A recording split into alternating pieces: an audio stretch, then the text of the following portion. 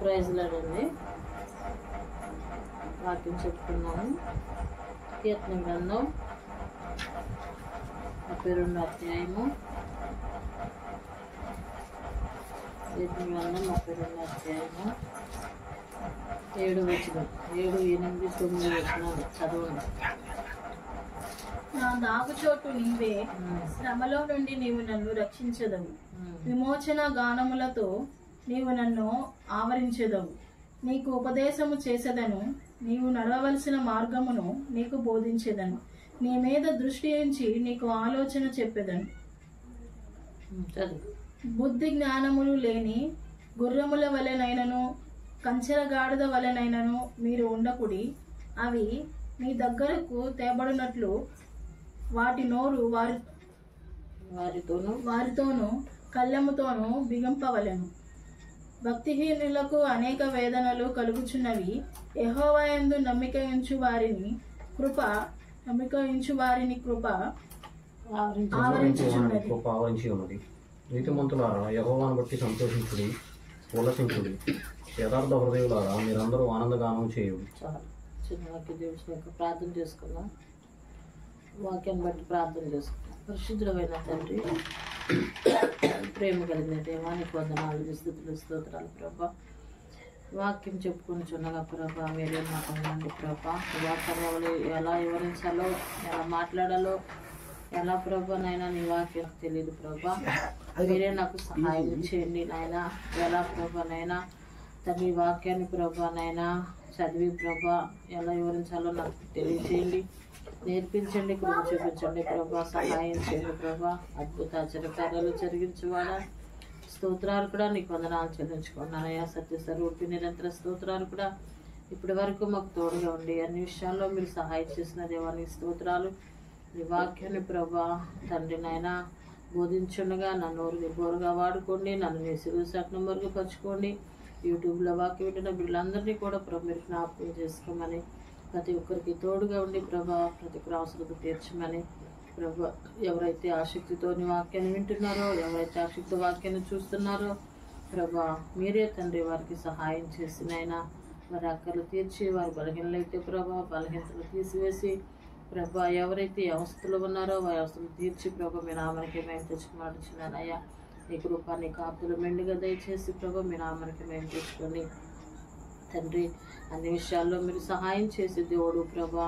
అడుగుడు ఇవ్వబడిను, తట్టుడు తెరవబడిన అన్నావు. అడుగు ప్రతి వానికి ప్రతిఫలం దొరుకుతున్నావు అయ్యా. మేము అడుగుచున్నాం తండ్రి అయ్యా. ప్రతి విషయంలో ప్రభా నీ పాదాలు పట్టుకుంటున్నాం, కోచాడుకుంటున్నాం అయ్యా. మీరే సహాయం ఇచ్చేయండి. మీరు మాతో మాట్లాడండి, మాతో మాట్లాడి మమ్మల్ని బలపరిచి స్థిరపరచమని, మీ నామానికి మహిమ తెచ్చుకోమని, చిన్న ప్రార్థన చేర్చుకుని ప్రతిఫలం దయచేయమని నా ప్రభు నా రక్షణ యేసుక్రీస్తు నామములో వచ్చి నేను వేడుకుంటున్నాను తండ్రి, ఆమేన్. కీర్తన గ్రంథం 32వ అధ్యాయము 7, 8, 9 వచనాల్లో దేవుడు మనతో మాట్లాడలాగా దేవుని అడుగుతాం. నా దాగుచోటు నీవే, శ్రమలో నుండి నీవు నన్ను రక్షించదవు. నా దాగుచోటు నీవే. ఎవరంట మన దాగుచోటు? ఎవరు? నా దాగుచోటు నీవే, శ్రమలో నుండి నీవు నన్ను రక్షించదవు. ఎవరు మనకు దాగుచోటు? ఎవరు మన శ్రమ నుండి తప్పించేది? ఎవరు మన శ్రమ నుండి రక్షించేది? దేవుడైనా యెహోవానే, దేవుడైనా యెహోవానే. కాబట్టి మనము దేవుని మీద మనం ఆధారపడేవారుగా మనం ఉండాలి, దేవుని మనం స్తుతించేవారుగా ఉండాలి. ఎందుకంటే నా దాగుచోటు నీవే అంటే నువ్వు దాక్కోవాలి అంటే ఎవరి దగ్గరికి వెళ్ళి దాక్కోగలుగుతావు? నువ్వు నీకు సమస్య వచ్చినప్పుడు, నీకు బాధ వచ్చినప్పుడు, నీకు ఇబ్బంది వచ్చినప్పుడు నువ్వు ఎవరి దగ్గరికి వెళ్తావు? ఎవరి దగ్గరికి నువ్వు పరిగెత్తుకుంటూ వెళ్తావు? దావీదు ఎవరి దగ్గరికి వెళ్ళాడు? దావీదు దేవుడి దగ్గరికి వెళ్ళాడు.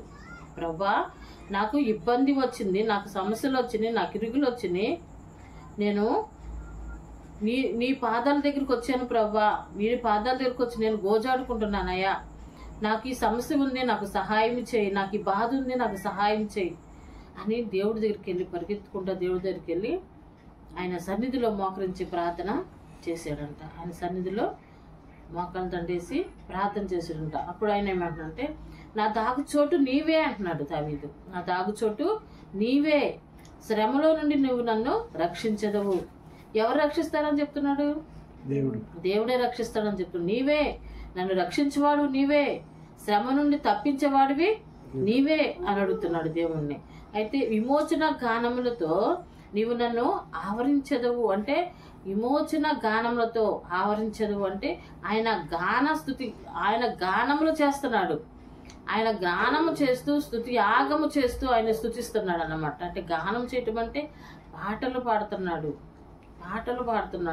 పాటలు పాడేవారుగా ఉన్నాడు, పాటలు పాడేవాడుగా ఉన్నాడు, దేవునికి సహాయము అడిగేవాడుగా ఉన్నాడు.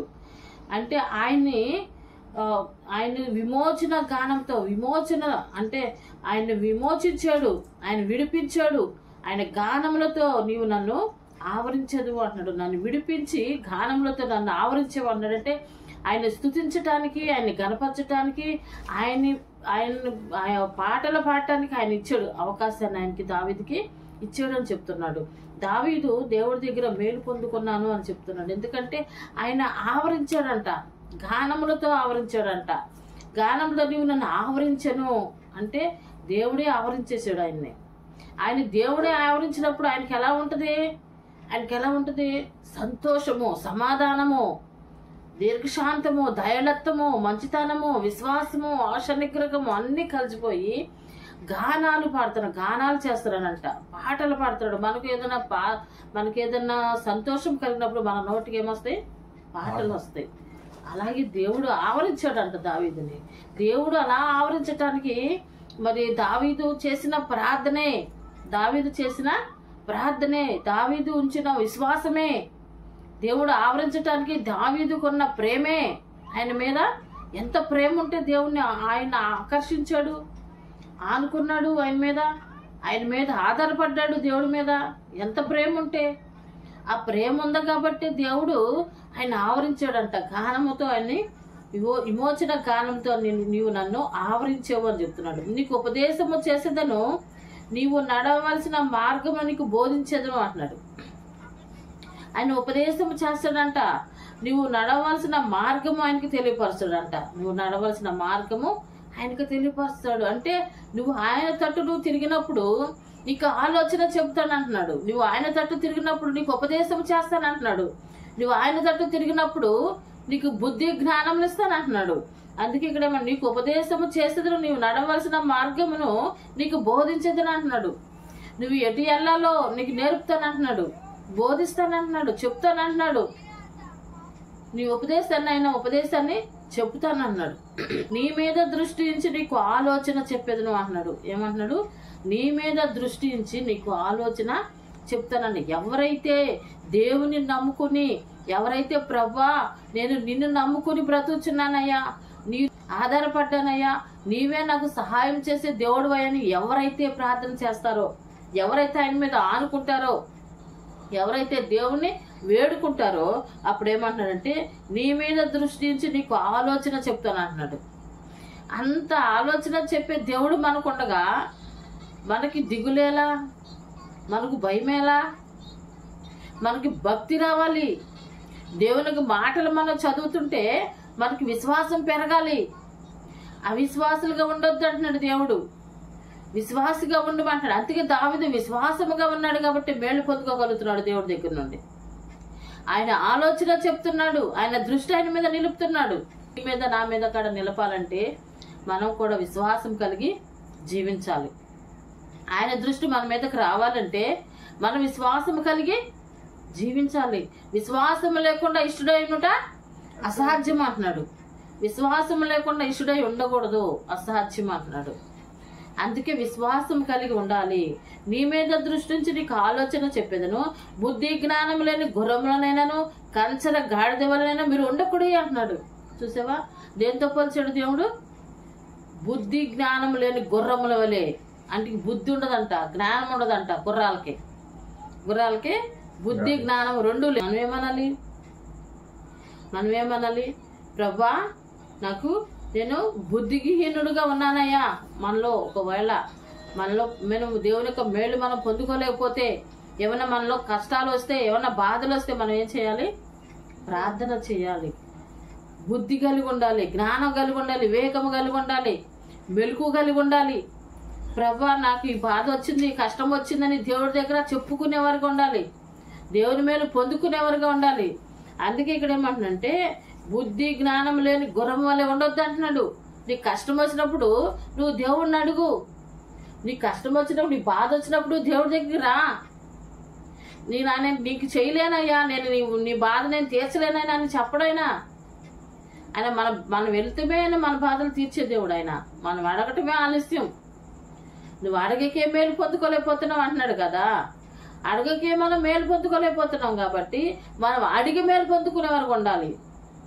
దేవుని బిడ్డలుగా మనం జీవిస్తున్నామంటే దేవుణ్ణి మనం అడిగి మేలు పొందుకునే వరకు ఉండాలి. ఒకసారి అంటాడు, న్యాయాధిపతి ఒక పేద హెదవరాలు చెడ్డ న్యాయాధిపతి దగ్గరికి వెళ్ళి నా భర్తకి నాకును న్యాయం జరిగించని అడుగుద్ది. న్యాయం జరిగించమని అడిగితే చెడ్డ న్యాయాధిపతి దగ్గరికి మాటి మాటికి వెళ్తుంది. చెడ్డ న్యాయాధిపతి దగ్గరికి ఎవరు? పేద హెదవరాలు వెళ్ళినప్పుడు ఆయన ఏం చేస్తాడంటే ఆయన దేవునికి భయపడడంట, మనుషులకి భయపడడంట. అంత చెడ్డ న్యాయాధిపతి. అలాంటి చెడ్డ న్యాయాధిపతి దగ్గరికి ఏమో ఎలా వెళ్తుంది? పని చేస్తాడని వెళ్తుందా? పని చేయడని వెళ్తుందా? చేస్తాడని నమ్మకంతో వెళ్తుంది. కానీ లోకమంతా ఏమనుకుంటారు ఆయన్ని?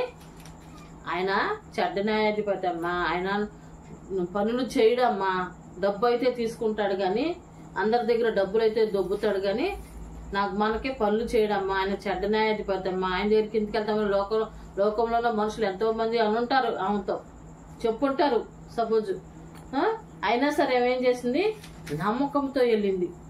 ఆయన చెడ్డోడో మంచోడో నాకు తెలియదమ్మా, నేను ఈ బాధలో ఉన్నాను, నాకు సహాయం చేయాలి, ఆయన ఆధారంగా ఉన్నాడు, ఆయన నాకు చేస్తాడని నేను వెళ్తున్నాను అని అనుకుందేమో. ఆ రోజుల్లో అనుకునే ఇల్లు ఉంటుంది, అవునా? అనుకునే ఇల్లు ఉంటుంది. అయితే వెళ్ళినప్పుడు ఆయన ఏం చేశాడంటే మాటి మాటికి వస్తుంది అనేమని ఆయన ఏమనుకున్నాడు? మనసులోనంట ఆమెకి మేలు చేయాలనుకున్నాడంట. మనసులో ఆయన మేలు చేయాలి, ఆ మాటికి వస్తుందని విసుకుపోయాడంట. ఆ వస్తుందని విసుకుపోయి ఆమెకి దాకా నా దగ్గరికి వస్తుంది, ఏదన్నా మేలు చేయాలని నేను మనసులో అనుకున్నాడంట. మరి మనసులో అనుకున్నప్పుడు ఆయన మేలు చేయాలి, చెడ్డ న్యాయాధిపతి మనసులో అనుకున్నాడు మేలు చేయాలని. మరి ఆయనకంటే నేను మంచివాడిని అంటున్నాడు దేవుడు. ఆయనకంటే నేను మంచివాడిని, నేను నీకు చెయ్యినా అంటున్నాడు. నువ్వు మాటికి గోచాడుకుంటే దేవుడి దగ్గరికి వెళ్ళి చెడ్డ న్యాయాధిపతి దగ్గరికి వెళ్ళింది 10 సార్లు చెడ్డ న్యాయాధిపతికి వెళ్తేనే ఆయన చేయాలనుకున్నప్పుడు మరి మన దేవుడు మాటికి మన దేవుడి దగ్గరికి వెళ్తే మనకు చేస్తాడా? చేయడా? ఆయనకంటే నేను మంచివాడిని అంటున్నాడు. ఆయనకంటే నేను మంచివాడినే, నా దగ్గరికి వస్తే నేను చేయనా అంటున్నాడు. ఆయన చేసే దేవుడుగా ఉన్నాడు. అందుకే మనం లోకంలో మనుషుల వైపు చూస్తాం కానీ దేవుని వైపు చూడము. నాకు వాళ్ళు సహాయం చేస్తారేమో, వీళ్ళు సహాయం చేస్తారేమో, వాళ్ళ దగ్గరికి వెళ్తే నాకు మేలు చేస్తారు, వీళ్ళ దగ్గరికి వెళ్తే నాకు మేలు చేస్తారు, మనుషుల దగ్గరికి వెళ్తే నాకు మేలు చేస్తారు, ఉన్న వాళ్ళు దగ్గరికి వెళ్తే మేలు చేస్తారు అని, వాళ్ళ దగ్గరికి వెళ్తే మేలు చేస్తారు అని మనం లోకంలో మనం అనుకుంటాం. కానీ మనుషులుగా దేవుడి దగ్గరికి వెళ్ళి పదే దాని పాదాలు పట్టుకుని గోజాడుకుందామని ఆలోచన కలిగిన వారుగా ఉండం మనం. అందుకే దేవుడు చెప్తున్నాడు ఈరోజు మొత్తం బుద్ధి జ్ఞానం లేని వారిగా ఉండొద్దు అంటున్నాడు. బుద్ధి జ్ఞానం లేని గుర్రము వలనను కంచర గాడిద వలనను ఉండొద్దు అంటున్నాడు. అలా ఉండేది ఎవరంటే దేవుని ఎరగని వారే, బుద్ధిహీనులే, దేవుని భయం తెలియని వారే, భక్తిహీనులే, అవిశ్వాసులే. అలా ఉండేది. నువ్వు విశ్వాసివా అవిశ్వాసివా నీకు నువ్వే పరీక్షించుకో. నువ్వు విశ్వాసివైతే దేవుడి దగ్గరికి వెళ్ళి అడుగు, నీకు దేవుడు మేలు చేస్తాడు. నువ్వు అవిశ్వాసివైతే దేవుడి దగ్గరికి వెళ్ళటమే మానేయటమే మంచిది. ఎందుకంటే నువ్వు వెళ్ళి అడిగినా సరే అది జరగదు, మేలు జరగదు. ఎందుకంటే నువ్వు విశ్వాసంతో అడుగుతున్నావో అవిశ్వాసంతో అడుగుతున్నావో కూడా దేవుడికి తెలుసు. ఆయన హృదయాలు పరీక్షించే దేవుడు కాబట్టి నీలో అవనమ్మకం ఉంటే నీకు ఎలా మేలు చేయగలుగుతాడు? నీలో నమ్మకం లేకోకుండా అవనమ్మకం ఉంటే నీకు ఎలా మేలు చేయగలుగుతాడు? నమ్మకం ఉండాలి. దేవుడు నాకు మేలు చేస్తాడనే నమ్మకము ఉండాలి. దేవుని నువ్వు మొదట ప్రేమించాలి, దేవునికి మార్గంలో నువ్వు నడవాలి, దేవుని చిత్తం ఏంటో తెలుసుకోవాలి, దేవుని నువ్వు అడిగి మేలు పొందుకునేవాడుగా ఉండాలి. దేవుని నువ్వు అడుగు మేలు పొందుకునేవాడుగా ఉంటావా, లేకపోతే దేవునికి దూరం అయిపోతావా? దేవునికి దూరం అయిపోతే మనకి ఏమి దొరకదు. దేవునికి దూరం అయిపోతే దేవుడు ఏమంటున్నాడు? యోహాను సువార్త 15 ఏమన్నాడు? పొద్దున నాకు వేరుగా ఉండి మీరు నాకు వేరుగా ఉండి మీరు నాకేమి చేయలేరు అంటున్నారు. మీరేమి చేయలేరు అంటున్నాడు. నాకు వేరుగా ఉండి మీరేమి చేయలేరు అంటున్నారు. ఏమి చేయలేము మనం. ఆయనకు వేరుకుండి మనం ఏం చేయలేము. మన వల్ల ఏమి కాదు. అందుకే మనం జ్ఞానం కలిగిన వారుగా ఉండాలి. బుద్ధి జ్ఞానం లేని గుర్రములే ఉండొద్దు, కంచర గాడిద వలె ఉండొద్దు అంటున్నాడు. కంచర గాడిద ఏం చేస్తుంది? అది పిచ్చెక్కినట్టుగా గంతులేస్తూ ఉంటుంది, ఒకసాట కుదురుగా ఉండదు. మన మనసు కూడా అలా ఉండకూడదు అని దేవుడు మనతో మాట్లాడుతున్నాడు ఇవాళ. అవి నీ దగ్గరకు తేబడినట్లు వాటి నోరు వారితోనూ కళ్ళెంతోనూ బిగింపవలెను అంటున్నాడు. చూసావా? వాటిని మీ దగ్గరికి తేబడినట్లు వాటి నోరు వారితోనూ కళ్ళెముతోనూ బిగింపవలెను అంటున్నాడు. అలాంటివి రానివ్వకుండా చూసుకోమంటున్నాడు దేవుడు. కళ్ళెంతో బిగించమంటున్నాడు నోరుని. నోరు నిజంగా మన నోరు జాగ్రత్తగా చూసుకోవాలి. మన నోరు జాగ్రత్తగా చూసుకుంటేనే జ్ఞానం కలిగిన వారు అవుతాం. మన నోరు జాగ్రత్తగా చూసుకుంటేనే మనం జ్ఞానం కలిగిన వారుగా ఉంటాం. ఆ జ్ఞానములే కాకుండా జ్ఞానం కలిగి నడుచుకుంటాం. సామెతల గ్రంథంలో ఉంది, మన నోరుకి చిక్కము పెట్టుకోవాలంట. నోటికి చిక్కం పెట్టుకుంటే మనం మాట్లాడటానికి బంధు అన్నమాట. మన నోటికి బంధించబడుద్ది. దానికి ఏమీ ఎల్లదో రాదు బయటికి చిక్కం పెట్టుకుంటే. అలాంటివి పెట్టుకుంటారంట. అలాంటివి పెట్టుకుంటే అప్పుడు కొంచెమన్నా మన నోరు జాగ్రత్తగా కాపాడుకోగలుగుతాం. అందుకే ఇక్కడ అవి నీ దగ్గరకు తేబడినట్లు వాటి నోరు వారితోనూ కళ్ళెంతోనూ బిగింపవలెను. కళ్ళెంతో బిగింపాలి. అందుకే నోరు ఎట్టబడితే మాట్లాడకూడదు, ఎలా పడితే అలా మాట్లాడకూడదు, ఎలా పడితే అట్లా నాలుకను పారేయకూడదు. నోరు జాగ్రత్తగా కాపాడుకుంటేనే నాకు మంచిది, మేలు. నోరుని జాగ్రత్తగా కాపాడుకోవాలి. నోరుని జాగ్రత్తగా కాపాడుకుంటేనే మనకు మేలు, మనకు ఆశీర్వాదం కూడా. అందుకే మనకు నాలుక ఉంది కదా, మనకు నోరు ఉంది కదా అని ఎట్టబడితే అట్ట మాట్లాడేసి ఎట్టబడితే అట్ట నాలుకలు మాటలు పడేసేస్తే అవి వ్యర్థమే అయిపోతుంది. మన మాటలు, మన ఆలోచనలు కూడా వ్యర్థమైపోతాయి. భక్తిహీనులకు అనేక వేదనలు కలుగుతున్నాయి అంటున్నాడు. ఎందుకు భక్తిహీనులకు అనేక వేదనలు అంటే ఇలా మాట్లాడబట్టే, ఇలా నోరుని ఎట్టబడితే అట్ట పారేసి మాట్లాడబట్టే భక్తిహీనులుగా ఉంటున్నారు వాళ్ళు. నోరు జాగ్రత్తగా ఉండాలి, నాలుక జాగ్రత్తగా ఉండాలి. నాలుక చిన్నదే కానీ అది బహుగా అదురుపడుతుందంట. నాలుక చిన్నది, అది బహుగా అదురుపడుతుంది. బహుగా అదురుపడుతున్నప్పుడు అది కొన్ని ఇళ్ళకి నొప్పి పెట్టుద్దంట. అది చిన్నది నిప్పు కొన్ని ఇళ్ళకే నొప్పి పెట్టుద్దంట. అలాగే మన నాలుక కూడా చిన్నదే, అది బహుగా అదురుపడుద్ది. కానీ దానివల్ల ఎన్నో ఇబ్బందులు, ఎన్నో సమస్యలు, ఎన్నో వేదనలు వస్తాయి. అలా మనం ఉండకూడదని దేవుడు మనం భక్తిహీనులుగా ఉండకూడదు. భక్తి కలిగి ఆ నోటి ద్వారా దేవుని మాటలు మాట్లాడు, ఆ నోటి ద్వారా దేవుని ఊసులు చెప్పు, ఆ నోటి ద్వారా దేవుని ఘనపరచు, ఆ నోటి ద్వారా దేవుని మహింపరచు. నీకు మేలు, నీకు ఆశీర్వాదం. కానీ వ్యర్థమైన ఆలోచనలతో, వ్యర్థమైన తలంపులతో, వ్యర్థమైన మాటలతో నువ్వు మాట్లాడి ఉంటే అది నీకు కీడే గాని మేలు కాదు అని దేవుడు ఈరోజు మనతో మాట్లాడుతున్నాడు. ఎవరైనా సరే మన నోరు ఎలాగుంది, మన నాలుక ఎలాగుంది, మనం జాగ్రత్తగా కాపాడుకుంటున్నామా లేదా, మనం జాగ్రత్తగా మాట్లాడుతున్నామా లేదా, దేవునికి మహిమకరంగా ఉంటుందా నా నోరు, దేవునికి దీవెనకరంగా ఉంటుందా నోరు. దేవుడు మా నోరుని పరీక్షించే దేవుడు, మన మాటల్ని పరీక్షించే దేవుడు, మన మాటల్ని, మన ఆలోచనలు కూడా పరీక్షించే దేవుడు. అందుకే మనం బుద్ధిహీనులుగా ఉండకూడదని దేవుడు మాట్లాడుతున్నాడు, భక్తిహీనులుగా ఉండకూడదని దేవుడు మాట్లాడుతున్నాడు. యెహోవా యందు నమ్మిక ఉంచువాని కృప ఆవరించుచున్నది అన్నారు. చూసావా? ఎవరి యందు? యెహోవా యందు నమ్మిక ఉంచువాని కృప ఆవరిస్తుంది. కృప అంటే ఆయనకు కృప. నువ్వు ఎక్కడికి వెళ్ళినా కృపే, నువ్వు శ్రమల్లో ఉన్న కృపే, నువ్వు నిప్పుల్లోకి వెళ్ళిన కృపే, నువ్వు అయ్యేంటి ముళ్ళ పొదల్లోకి వెళ్ళినా నీకు దేవుని కృప నిలబడుతున్నమాట. నీకేమీ హాని జరగదు, వాటిల్లో ఉన్నా సరే నీకేమీ హాని జరగదు. నేను నిప్పుల్లో ఉన్నానే, నేను సమస్యల్లో ఉన్నానే, నేను బాధలో ఉన్నానే, నిజంగా దేవుని యొక్క కృప మన మీద ఉంది కాబట్టి ఈ రోజున మనం ఈ రోజు ఇట్లా ఒక శ్రమలోయలో ఉన్నాం, మనం బాధలోయలో ఉన్నాం. అయినా కానీ ఆయన కృప ఉండబట్టి మనం సంతోషంగా ఆ బాధను భరిస్తూ బ్రతుకుతున్నామంటే మరి ఆయన ఒక కృప ఉండబట్టి, ఆయన ఒక కృప ఉండబట్టి.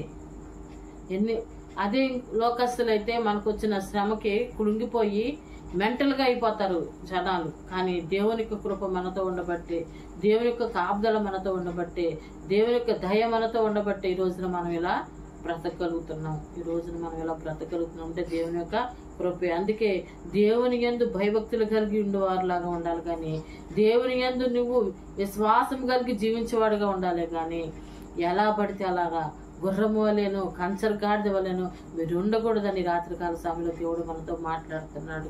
నీ నోరు ఎలా ఉంది, నీ నాలుక ఎలా ఉంది, నీ ప్రవర్తన ఎలా ఉంది, నువ్వెలా నీ యొక్క బ్రతుకును నువ్వు ఎలా ఎలబుచ్చుతున్నావు ఒక్కసారి జ్ఞాపకం చేసుకోండి, ఒక్కసారి పరిశీలించుకోండి. ఒక్కసారి దేవుని వైపు తిరిగి ప్రభు నా స్థితి ఇది, నేను ఇలా ఉన్నానయ్యా, నీకు వ్యతిరేకమైన ఆలోచనలతో ఉన్నాను, నీకు వ్యతిరేకమైన తలంపులతో ఉన్నాను, ప్రభా దయతో నన్ను క్షమించమని దేవుణ్ణి అడిగి మేలు పొందుకునేవారుగా ఉందాం. ఇక నుంచి మనసు మార్చుకుని ప్రభా నా యొక్క స్థితి ఇది, నా యొక్క గతి ఇది, ప్రభా నన్ను క్షమించని దేవుణ్ణి అడిగేవారిగా ఉందాం. దేవుని మేలు పొందుకునేవారిగా ఉందామే కానీ అవమానపరచబడేవారుగాను మరి మన నోటి వల్ల అనేకులతో మనం మరి అవమానపరచబడేవారుగాను, మరి దూషించేవారుగాను, మరి ఎక్కిరించేవారుగాను, సిగ్గుపడేవారుగా మనం ఉండకూడదని దేవుడు మనతో మాట్లాడుతున్నాడు. ఎందుకంటే నీ నోరు బాగోపోతే నువ్వు జాగ్రత్తగా కాపాడుకో. నీ నాలుక బహుగా అదురుపడితే దాన్ని అణిచివేసుకో. నీ నోటికి చిక్కం పెట్టుకో. దేవుని భయభక్తులు కలిగి ఉండు కానీ భక్తిహీనుడుగానే ఉండొద్దని దేవుడు మాట్లాడుతున్నాడు. దేవుడు ఏమంటున్నాడంటే నీతిమంతులారా యెహోవాయందు నమ్మకించువని కృప ఆవరించున్నది. నీతిమంతులారా యెహోవాను బట్టి సంతోషించుడి, ఉల్లసించుడి. అంటే ఎవరిని బట్టి సంతోషించాలి మనము? ఎవరిని బట్టి? దేవుని బట్టి మనం సంతోషించాలి. దేవుని బట్టి మనం సంతోషించాలే కానీ, దేవుని బట్టి మనం ఉల్లసించాలే కానీ మరొకటి కాదని దేవుడు మనతో మాట్లాడుతున్నాడు. అందుకే భక్తిహీనులుగా మనం ఉండకూడదు, నీతిమంతులుగా మనం ఉండాలి. యెహోవాని మనం స్తుతించాలి, యెహోవాని మనం ఘనపరచాలి, యెహోవా మీద మనం ఆధారపడి మనం జీవించాలే కానీ యెహోవాయే మా దేవుడు, యెహోవాయే మా దేవుడు, యెహోవాయే మా దేవుడు, యెహోవాకే స్తుతి కలుగునుగాక, యెహోవాకే స్తుతి కలుగునుగాక, మా దేవునికే స్తుతి కలుగునుగాక అని ఎప్పుడైతే నీ నోట ఆ మాట వస్తుందో అప్పుడు దేవుడు నిన్ను హెచ్చించేవాడుగాను, ఆశీర్వదించేవాడుగాను, అభివృద్ధి పరిచేవాడుగా దేవుడు ఉంటాడే కానీ నీకు మేలు చేసే దేవుడే కానీ కీడు చేసే దేవుడే మాత్రములో కాదని దేవుడు ఈ రోజున మనతో మాట్లాడుతున్నాడు. యథార్థ హృదయులారా మీరందరూ ఆనందగానము చేయుడి అంటున్నాడు. యథార్థ హృదయంలో యథార్థత కలిగి ఉండాలంటున్నాడు దేవుడు. నువ్వు నీతి కలిగి ఉండాలంటున్నాడు దేవుడు. నమ్మకం కలిగి ఉండాలంటున్నాడు దేవుడు. నువ్వు నమ్మకం కలిగి ఉంటున్నావా? నీతి కలిగి ఉంటున్నావా? యథార్థ కలిగి ఉంటున్నావా? నువ్వు ఏ స్థితిలో ఉన్నావో పరీక్షించుకో. ఏ స్థితిలో ఉన్నావో నీవు పరీక్షించుకో. దేవుని యొక్క మార్గంలో నేనున్నానా? దేవుని మార్గము తప్పిపోయానా? దేవునికి మార్గముకి నేను వ్యతిరేకంగా ఉన్నానా? నమ్మకముగా ఉన్నానా? నమ్మకముగా నేను జీవిస్తున్నానా?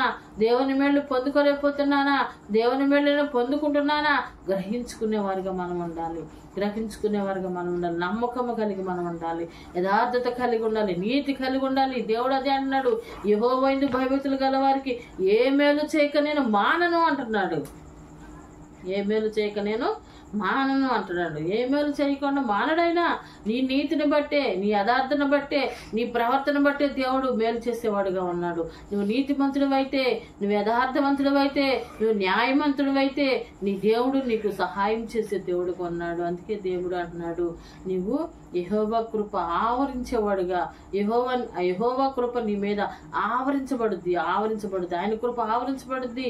నీకు ఏ కష్టం వచ్చినా సరే, ఏ నష్టం వచ్చినా సరే, ఏ ఇబ్బంది వచ్చినా సరే, ఏ సమస్య వచ్చినా సరే, ఏ బాధ వచ్చినా సరే, దేనికైనా నువ్వు సంతోషంతో ఎదుర్కొనేవాడుగా ఉంటావే కానీ అయ్యో నాకు ఈ బాధ వచ్చింది, ఈ కష్టం వచ్చింది, ఈ సమస్య వచ్చిందని దాన్ని చూసి కృంగిపోయేవాడుగా నువ్వు ఉండవని దేవుడు మనతో మాట్లాడుతున్నాడు. నిజమే, దేవుడు మనకు ఎంతో మేలు చేసే దేవుడుగా ఉన్నాడు. ఆయన మీద మనం ఆనుకుంటే ఆయన మార్గంలో మనం నడుచుకుంటే ఆయన మనకు సహాయం చేసే దేవుడుగా ఉన్నాడు. యెహోవా తమకు దేవుడు దేవుడుగా గల జనులు ధనిలోనే చెప్పేవాడుగా ఉన్నాడు.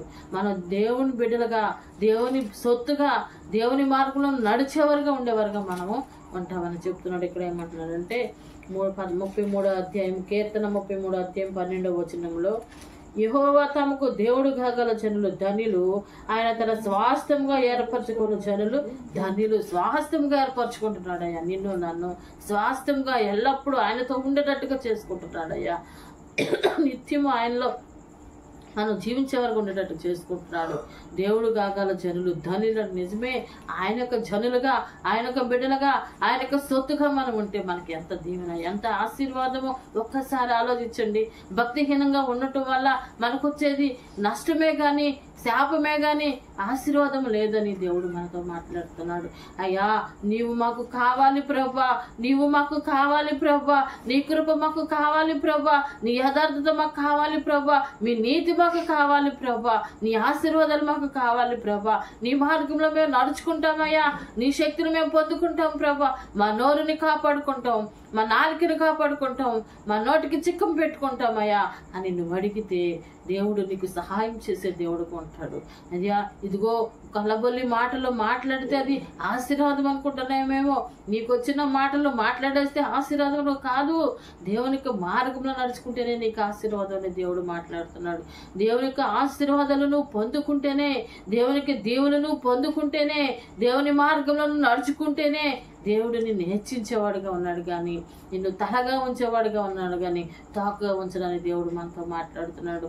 నువ్వు పైవాడుగా ఉండవు కానీ కిందవాడుగా ఉండవు అని అంటున్నాడు దేవుడు. కిందవాడుగా ఉండవంటే ఏంటి? నువ్వు చెయ్యి చాచేవాడుగా ఉండవు, నువ్వు చెయ్యి ఇచ్చి ఇగో ఇలా పెట్టేవాడుగా ఉంటావు, నువ్వు ఇలా పెట్టేవాడిగా ఉంటావు, ఒకరి చేతిలో నువ్వు ఇలా పెట్టేవాడిగా ఉంటావు కానీ ఇదిగో నాకు ఇవ్వని చేయి చాచేవాడిగా ఉండవు.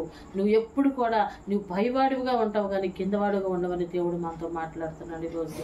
దేవా, నువ్వు నాకు సహాయం ఇచ్చేయి నాయనా, నాకు సహాయం ఇచ్చేయి ప్రభా, నన్ను కాపాడు ప్రభా, నా స్థితిని కాపాడు, నా గతిని కాపాడు, నేను ఎలా నడుచుకోవాలో నాకు నేర్పించు. నీకు తెలియకపోతే దేవుణ్ణి అడుగు, నీకు తెలియకపోతే దేవుణ్ణి అడుగు. ప్రభా, నీ మార్గంలో నేను ఎలా నడవాలయ్యా, ఎలా నడవాలి ప్రభా, నేను ప్రార్థన చేసుకోలేకపోతున్నానే, భక్తిగా ఉండలేకపోతున్నానే, అభక్తిగా ఉంటున్నానే, అవిశ్వాసంగా ఉంటున్నానే, నేను మేలు పొందుకోలేకపోతున్నాను ప్రభా. ఎలా నీ మేలు పొందుకోవాలి, ఎలా నీ మార్గంలో నడవాలి, ఎలా నీ మార్గంలో నడిచి జీవించాలి నాకు నేర్పించయ్యా నేను అడిగితే దేవుడు తక్షణమే నీకు మేలు చేసే దేవుడుగా ఉన్నాడు. తక్షణమే నిన్ను ఆశీర్వదించే దేవుడుగా ఉన్నాడు. నీ విశ్వాసాన్ని గమనిస్తున్నాడు ఆయన, నిన్ను పరీక్షిస్తున్నాడు ఆయన, నీ హృదయాన్ని పరీక్షిస్తున్నాడు, నీ జీవితాన్ని పరీక్షిస్తున్నాడు. హృదయము అన్నిటికంటే ఘోరమైనది, అది వ్యాధి కలిగింది అంటున్నాడు. హృదయము అన్నిటికంటే ఘోరమైనది, అది వ్యాధి కలిగినది అన్నాడు దేవుడు. ఆ ఘోరమైన వ్యాధిని తీసివేసే దేవుడు, ఆ బాధను తీసివేసే దేవుడు, నిన్ను పరీక్షించి నీ యొక్క మేలు పొందుకునే వారుగా చేసే దేవుడు ఆయన. నీ హృదయాన్ని సరి చేసుకునేవా, నీ హృదయాన్ని సరి చేసుకో, నీ నోటిని సరి చేసుకో, నీ నాలుకని భద్రంగా కాపాడుకో. నీ నాలుకని భద్రంగా కాపాడుకుంటే దేవుడు నిన్ను ఆశీర్వదించేవాడుగా, హెచ్చించేవాడుగా, నిన్ను బలపరిచేవాడుగా, నిన్ను పైవాడిగా ఉంచేవాడుగా ఉంటాడు కానీ కిందవాడిగా ఉంచేవాడుగా దేవుడు ఉండడని ఈరోజు మీతో మాతో మాట్లాడుతున్నాడు. దేవునికి మహిమ కలుగుగాక. ఇచ్చిన వాకి దేవుడు దీవించుగాక. ఆమేన్. ప్రైజ్